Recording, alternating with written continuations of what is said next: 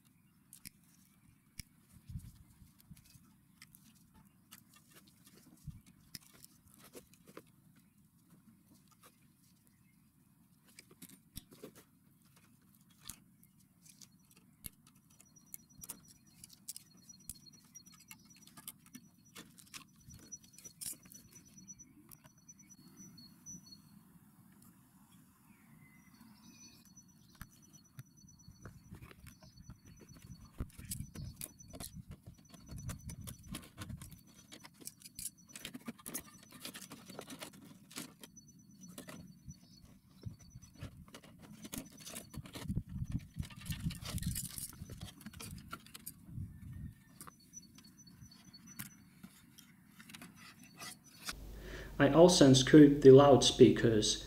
I took everything I could of the TV.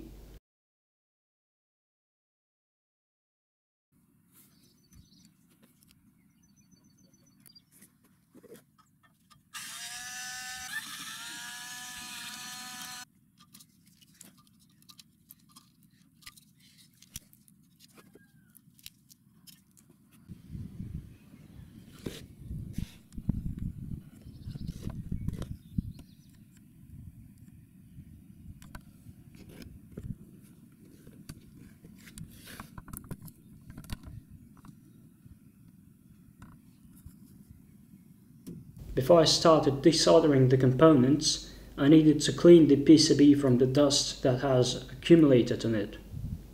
You do not want to clean dusty electronics in your house. This is one of the reasons I was doing it outside.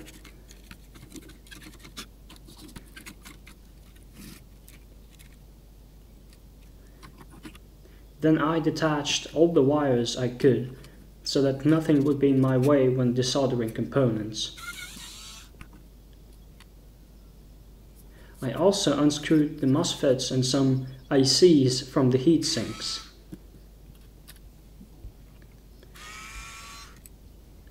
I desoldered all or almost all components.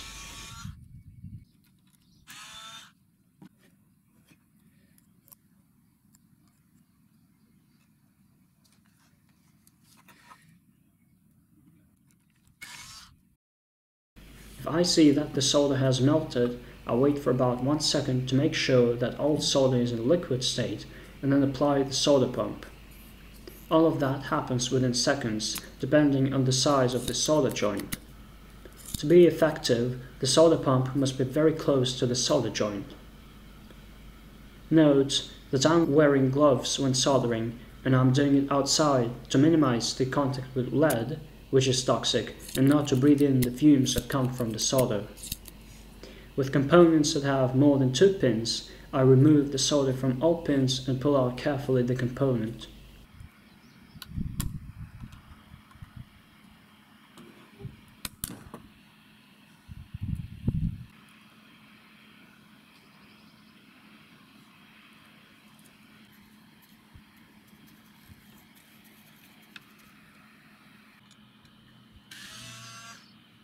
To make the soldering faster, I do not always use solder pump on components with 2 pins, since I can just heat up the solder, pull out 1 pin, and then do the same with the other pin.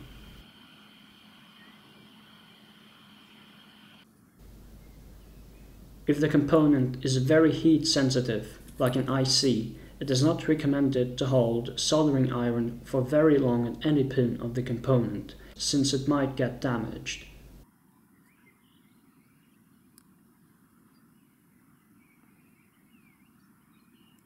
This is almost everything I collected from the PCB.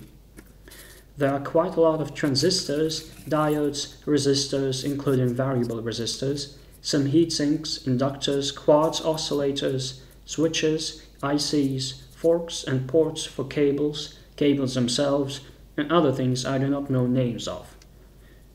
There is also one fuse and an army of capacitors. Later I will probably make some videos about what you can build with these components.